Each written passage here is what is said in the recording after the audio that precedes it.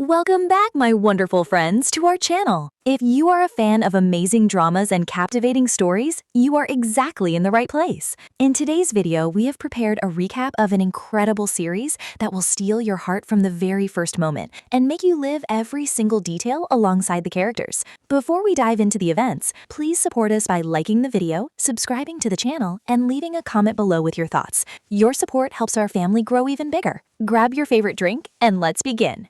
The story begins with Danby, a high school senior. She is only a few days away from taking her university entrance exams. However, the problem is that she is terrible at mathematics. She always falls asleep during math class, which annoys the teacher so much that one day he calls her to the board. But as usual, she cannot solve anything. Frustrated, he scolds her in front of everyone. When she returns home, she ignores her studies and spends her time playing on her phone and listening to music. Her mother watches her in annoyance and tells her that if she solved math problems the same way she memorizes song lyrics, she would already be a genius. She jokes that Danby must have inherited her struggles with math from her father, who was also bad at it, and that no university will accept her like this. What annoys Danby the most is when her mother changes the TV channel to one of those historical dramas she constantly watches. Danby gives up and leaves the room, heading to her best friend's house. Her friend reminds her once again that this is her last chance to get into university. If she fails now, she will have no future and nowhere to go. The next morning, Danby wakes up late and rushes outside, already running late for the big exam. Her mother encourages her as she leaves, telling her to do her best so she can get into a good university. Danby feels nervous, especially about the math section,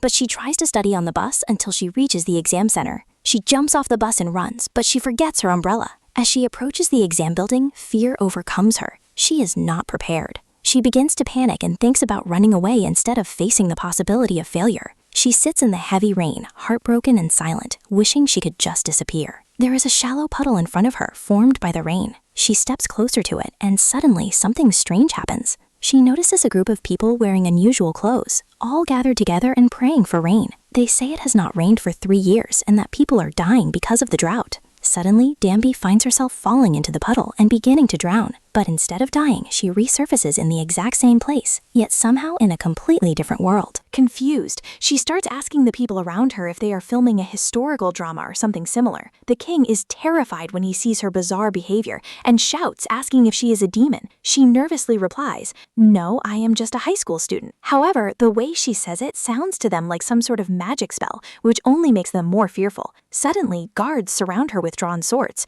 When she realizes the swords are real, she panics and improvises, saying, "I know why I am here. Please, God, send the rain." The people repeat her words as if they were a prayer, but the moment they all raise their heads again, she has disappeared. She had already fled and kept running until she reached a place filled with ceremonial robes. She disguises herself as a temple priest and sneaks into a gathering with the king. During the meeting, the king suddenly announces that they must stop relying on superstitions and instead start studying science and mathematics to solve their kingdom's problems. But the high priest objects, stating that this is dangerous nonsense, that mathematics is just another superstition, and that it is impossible to understand nature through equations. He claims that the real reason for the drought is that the heavens are angry with the king, and the only way to bring rain is for the king to perform a sacred ritual with the queen. Danby secretly sneaks out of the meeting to look for her phone, but she is caught once again. While waiting for the king to arrive, she begins to think that maybe she can escape once it finally rains. However, the king shocks her by saying that it hasn't rained in 3 years, and frankly, he does not like her. He declares that she must be executed immediately. She panics and begs, saying, "Please wait, I am just a student from the future and I came here by accident." She tries to convince him that she knows a lot about history. When that doesn't work, she quickly adds that she is also excellent at math. Out of curiosity, the king postpones the execution and asks her to prove it. He gives her a problem about the Pythagorean theorem to solve. At first, she is confused and says she cannot even understand what is written. But when she realizes it is the Pythagorean theorem, she solves it quickly. The king is amazed.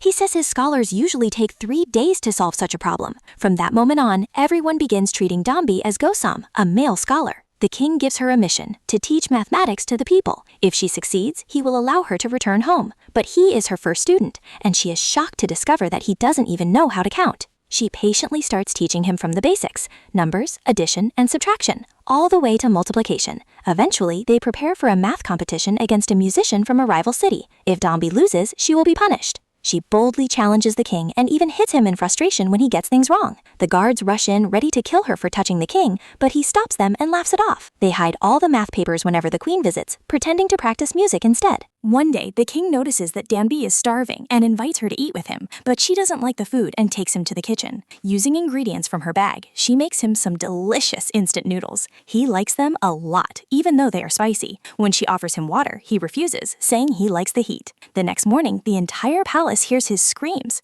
When Danby checks on him, she sees that he has placed a protection talisman on his ear, believing she had cast a curse on him. She rolls her eyes and says, "Listen, superstar, it was just noodles, not black magic. There was no magic or spell. It was simply the effect of the strong chili peppers on his stomach." When she tells him this, he asks, "And what is a stomach anyway?" So Danby sits down and explains to him what the stomach is, what the intestines are, and even about the heart, and how if he places his hand on his chest, he will feel it beating. But he says, "I don't feel anything." She smiles and says, "That's okay. Someday, when you are with someone you love, you will feel it yourself." He is amazed by the amount of knowledge she possesses and begins to see her as a genius scholar. Therefore, he asks her to teach all of Joseon's royal scholars, not just math, but everything from science to agriculture. That night, he offers her a tangerine, and she simply says thanks casually. But he becomes very annoyed. "You are a wanderer of Joseon. You should have kept this fruit for at least 3 days. You do not appreciate blessings," he tells her. She laughs and says, "It's just a tangerine. Don't be so dramatic."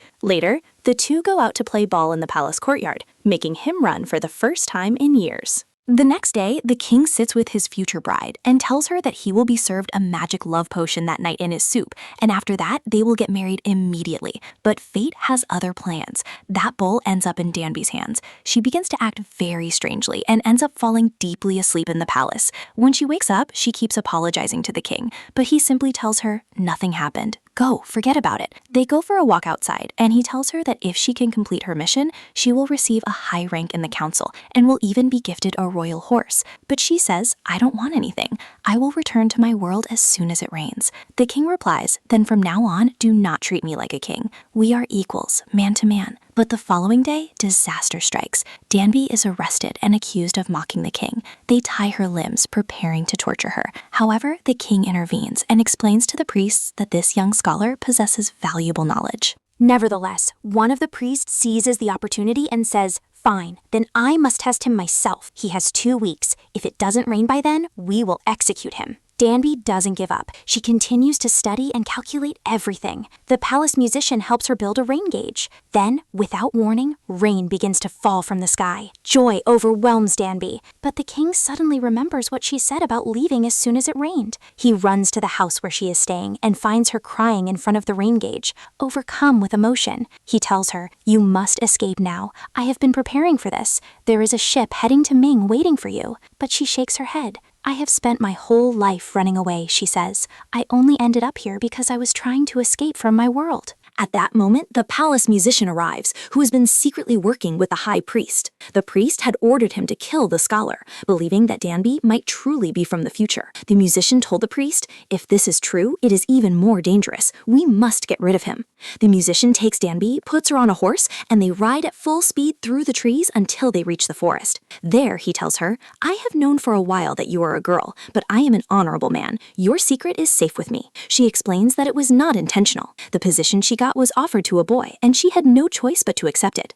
Meanwhile, back at the palace, the high priest tries to convince the king that everything Danby taught them must be destroyed, especially the new written language she was developing. They had to stick to tradition and eliminate the boy's influence. But the king cannot accept this. He leaves the palace on horseback, searching for her. Elsewhere in the forest, the guards finally catch up to Danby and the musician. He lets her escape and stands in their way, fighting them until the queen herself appears, her feet bleeding. She had run all the way there, desperately searching for them. Danby continues walking along the road until she reaches a crossroads and doesn't know where to go. Then she remembers something the king once said, that the sun is Joseon's clock, so she follows the sunlight until she reaches the sea. And there, the king is already waiting for her. That night, they sit side by side watching the stars. She tells him, "In the future, we don't see stars like these, only the brightest ones." To which he replies, "Look now. The only stars you see are the ones you choose to see. But if you stop and look closely, you will start seeing more. Those stars were always there. They just didn't appear until you decided to see them. For the eye sees what the heart wants."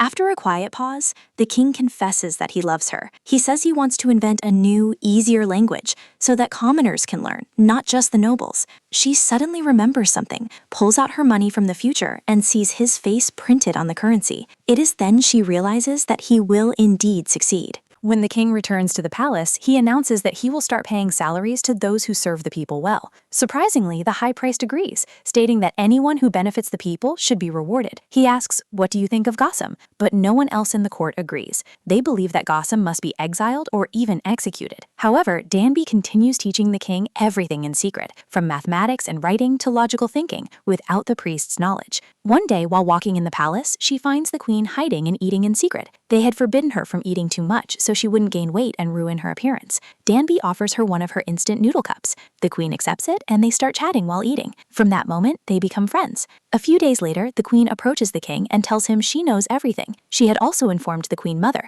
because the girl Danby was supposed to become one of his concubines. Suddenly, Danby finds herself being prepared for something she does not understand. Palace maids are dressing her and applying makeup. She has no idea what is going on until she realizes they are preparing her for a midday rest with the king and that she is to become his first woman. The moment she understands what is happening, she panics and runs away from the crazy people around her. One of the headmaids immediately informs the king that she has run away and is on her way to the palace. The king goes out to look for her and eventually finds her, but he grabs her by the arm and drags her into a room. Danby screams in protest, "You said we would just stay friends. I am only 19 years old." The king laughs and replies, 19. That means you have spent at least 3 years in adulthood. You are not a child anymore. Besides, I have known you were a girl for a while. I haven't touched you, have I? But tonight, you must stay here. Everyone is watching. Don't worry, I won't eat you alive. The truth is that my mother is extremely stubborn, and no one can easily convince her. The next morning, Danby goes to talk to the musician. He asks her, "Are you sure you want to return to the future?" But she does not answer. She is torn, and her heart is full of doubts. She just walks away and sits alone. After a while, the queen comes and tells her that someone wants to see her. When Danby enters the palace, she finds herself face to face with the queen mother, who looks exactly like her real mother. She breaks down completely in tears, and no one understands what triggered her crying. That night, she goes to see Joseon's new astronomical system, a system she personally helped create. It would help the kingdom track the days and months accurately. Then the king invites her to come see something else he had been working on. He has developed a new alphabet consisting of 28 letters, aimed at simplifying reading and writing so that everyone in Joseon,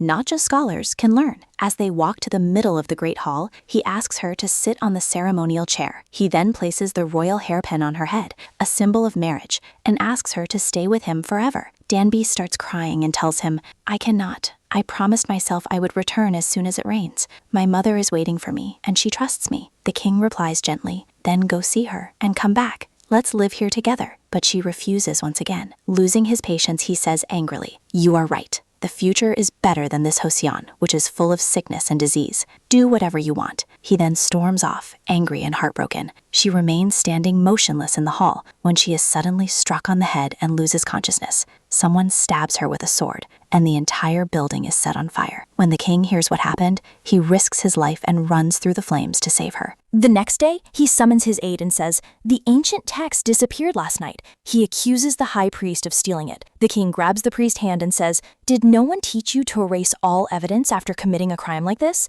Then he turns to Danby and asks her, "Was this the voice you heard?" She nods. It turns out that the book in her bag had protected her from the stab wound. The furious king confronts the priest. "You knew what it meant to me," he says. "Why did you do this?" The priest replies coldly, "Because if that new language spreads, the youth will start thinking freely. It will create chaos, and it will destroy the kingdom. I am not afraid of death. I am afraid of the turmoil that will destroy the future," the king responds, saying, "Even if you try to stop it, I will build this writing system for the people. I want to be someone who makes their dreams possible. Why should we fear a future we won't even live to see, a world we know nothing about?" But the priest remains unmoved. He drops to his knees and says, "Please execute me and end this." Soon the sky turns gray and the rain begins to fall, only lightly at first. Danby wanders all around the palace to bid her friends farewell one last time before leaving. The king asks if he could walk with her as far as possible. They walk side by side until they reach the seashore. There, Danby steps into the same puddle she once fell into